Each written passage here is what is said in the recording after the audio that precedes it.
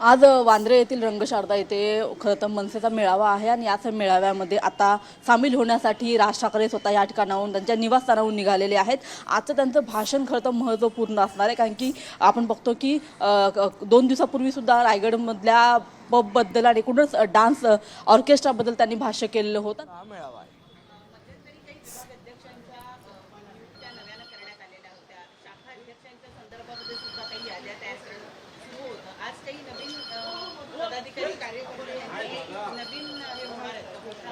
आज सन्माननीय राजसाहेब पक्ष बांधणीच्या दृष्टीने निवडणुकीची तयारी करण्याच्या दृष्टीने कशा पद्धतीने निवडणुकीची तयारी करायची, काय काय त्याला करणं आवश्यक आहे, गटाध्यक्षांपासून उपशाखाध्यक्ष असतील यांनी काय पद्धतीने काम करणं पक्षाला अपेक्षित आहे या संदर्भातलं मार्गदर्शन करतील।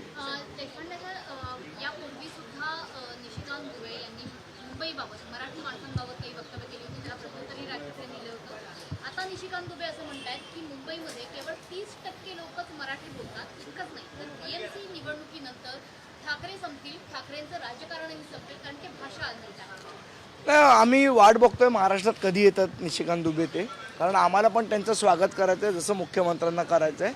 फक्त स्वागत आम्ही आमच्या पद्धतीने आणि आमच्या स्टाईलने करू।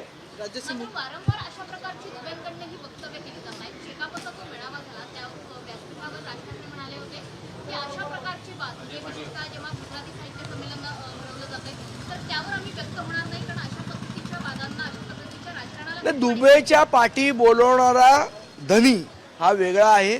ज्या पद्धतीने मुख्यमंत्री वक्तव्य करतायत रोजच्या रोज, खरं काय बोलायची गरज नाही आहे, पण मुद्दाम जाणीवपूर्वक ही वक्तव्य केली जात आहेत। मला माहीत नाही मुख्यमंत्र्यांना महाराष्ट्र भूषण पुरस्कार घ्यायचा आहे का भैया भूषण पुरस्कार घ्यायचा आहे, हे त्यांचं त्यांनी ठरवावं। पण वारंवार वादग्रस्त अशी विधानं केली जातात, त्याच्यामुळे कुठे ना कुठेतरी मनसे किंवा आता isakal.com आहे देशातील नंबर 1 ची मराठी न्यूज वेबसाईट। प्रत्येक अपडेटसाठी isakal.com ला नक्की भेट द्या।